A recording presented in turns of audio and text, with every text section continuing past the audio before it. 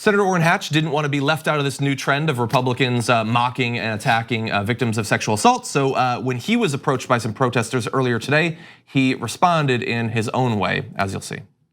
Don't sleep with it. Why aren't you brave enough to talk to us and exchange with us? Don't you wave your hand at me. I wave my hand at you. When you grow up, I'll be like, When I grow up, we grow up.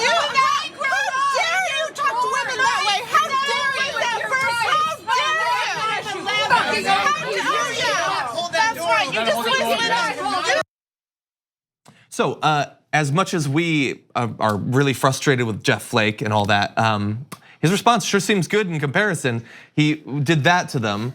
Then he said, when you grow up, I'll talk to you. Remember, he's talking to women that whether he thinks they're being honest or not, are presenting themselves as victims of rape.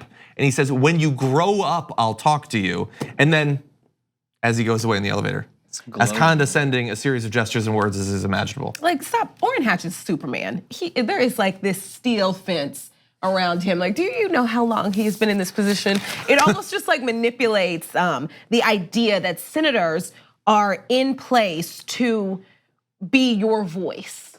He is just, he's solid. He's doing what he wants. Gives no F's. He's been able to do what he wants for years, and that is the response you get when people get comfortable. And how could you not get comfortable if there has never been even like a serious challenge? Yeah. I mean, in his defense, I'm not surprised by this. Yeah, no, I'm sorry. There weren't attractive enough witnesses to him apparently. Right, it's like, right. This is the same. I mean, and he says that about everyone, and it's like he can say what he can do what he wants. He's 1,000 years old, and I don't say that to be ageist or anything. He's 1,000 years old, and he's been in his position for 998 years. Like that's what it seems. Elected like. young. Yeah, he was one of those 2-year-old. I don't know. He's been for 900 years, right? And that comfort of consistently being voted in has allowed him this ability to not have to evolve. Yeah. To not have to change. He is the same person that he's always been. Yeah.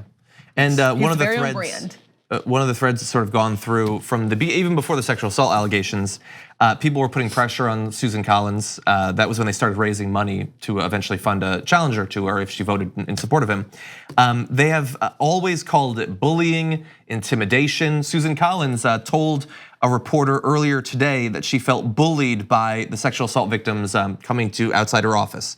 And you see there, and what makes this all like come together is those women have the gall to think that because they themselves have been assaulted or raped, that they have something to say about this. But while they came with their lived experiences, they didn't come with $250,000 checks. And so they don't deserve respect. Orrin Hatch doesn't care what they went through. They're not funding his campaign, so what's the difference? Susan Collins, has she ever had a lobbying group give $1 million to her and say, hey, why are you putting so much pressure and speech on me? Now, she's always been fine with that. It's just when it's real people that it suddenly becomes an issue. And then words matter too. The principal of the elementary school cannot ever, no matter how horribly ill-behaved, be bullied by a kindergartner. Like, do you know what I mean? Just like the position of power matters here. And that's stop. And that's it. And that's what they're complaining about. Right. Like when I hear people on the right, like, it's so hard to be a man right now. It's so hard to be in these positions. That's what he's talking about. Yeah. That level of discomfort getting into an elevator. And it sounds ridiculous. I sound like I'm hyperbolizing, but that's what they're talking about up against the complete other side. I mean, put yourself in the other person's shoes. The idea of being raped physically. Yeah. Sexual violence. Versus these people are bothering me while I'm getting in an elevator. The elevator that I'm only allowed You go to in. like the buzzer. You can't get it. You will be arrested if you put your foot in this elevator. Yeah. The whining. They said for days now, this man's life has been destroyed. It's ruined. He'll never recover. It looks like tomorrow he's gonna get in the Supreme Court. Ruined forever. And so I've been saying quite a bit recently that I see this as like the counterattack to the Me Too movement. And I hope that women come back at them even stronger. But at the same time, while men need to be allies in that, we also need to engage in our own war, which is to fight this whiny, pathetic version of masculinity that the right has taken up, because it is helping to destroy this country. They are so convinced of their own victimhood and that everybody's attacking us. The gay people are attacking us, the women are attacking us, racial minorities are attacking us. When are people gonna think about us who have had control over the majority of the Earth's surface for literally thousands of years. This pathetic weakness of the right when it comes to masculinity is something that we need to do something about. They're not going to fix themselves. I don't know, I don't have a solution, by the way. I just want to be very clear about that. I don't know how we protect them from themselves, but we need to do something on the left. This job that they keep acting like they're forced to be in, being a senator is not prison. Yeah, that's true. You could step down today. To be hard. But I gotta get on the phone and do fundraising.